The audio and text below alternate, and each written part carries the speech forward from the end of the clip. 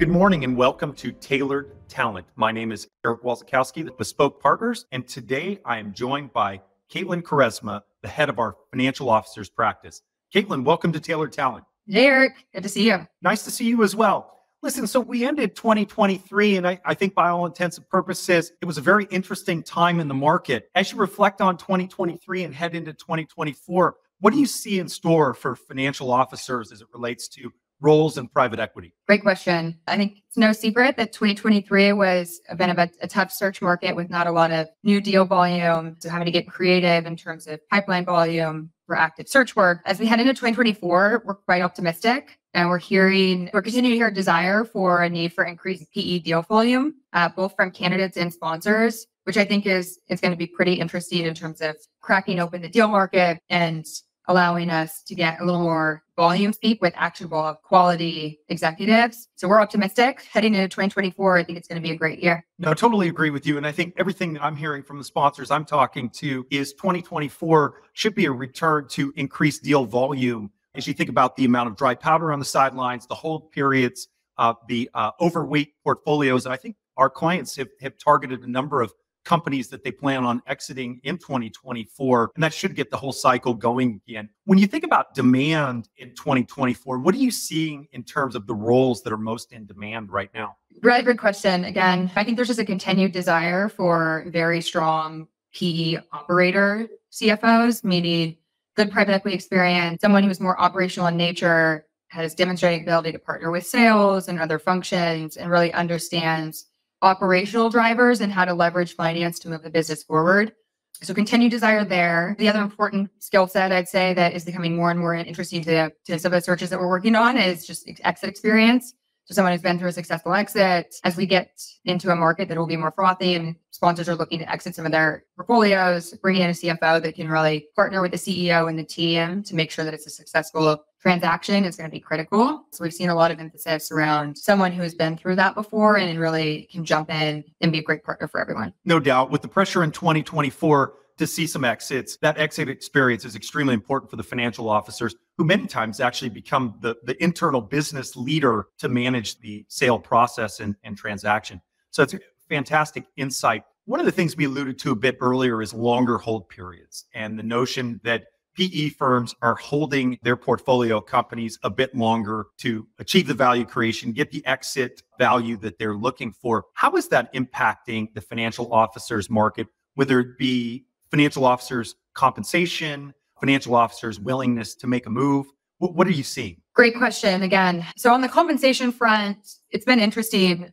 When you think back to like 2020, 2021, there was a pretty drastic inflation on compensation and executives really pushing inflated comp packages. Fast forward, we got into a situation, to a market where, a bit of a recession market, a down market, maybe bonuses weren't paid out. So I've actually seen executives anchor back towards like fair compensation package, but let me really understand the equity component here. Do I believe in the business? Do I think that, in the next 3 or 4 years, we could achieve against the thesis and therefore get an equity payout? So we've seen a slight correction, although still, I think to get top talent, you're going to have to pay, and it's still hyper competitive. But executives on that front are a little more savvy to focus on quality of the asset, timeline to exit, and the sort of valuation case. And what does that look like for me from an equity output standpoint?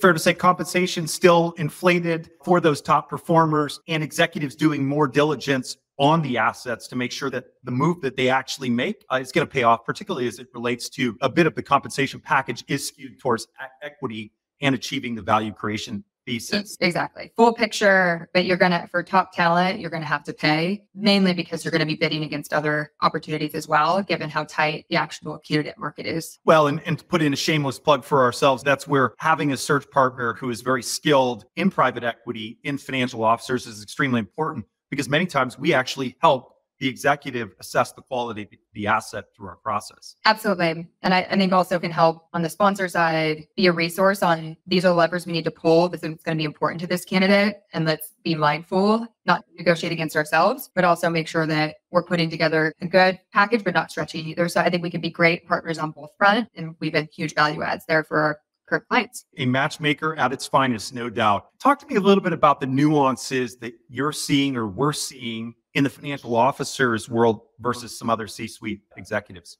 I think when it comes to CFOs and financial officers, next to the CEO, it's one of the most important hires that a sponsor can make. They work closest with the sponsor. So in terms of search and finding the right person, there's incredible pressure to get the hire right. So I think you're still really seeing an environment where a lot of people have an opinion on who the right hire is, both from the sponsor side and then obviously CEO and team. And it just makes it continue to be very tight for good talent out there. It's important too. I mean, the CFO has tremendous influence over the business. And I think a good CFO makes the difference. And make or break against a thesis, and it really makes the difference for the outcome of the asset. So makes sense and it's important. And I think that relative to other functions, the CFO market continues to be tight. We've had to get very creative in terms of how to think about quality placements and where to find them. Step-ups has been a very viable avenue. I think there's different ways to look at a step-up candidate, but we're huge advocates. You get really talented, hungry individuals that have great experience to leverage.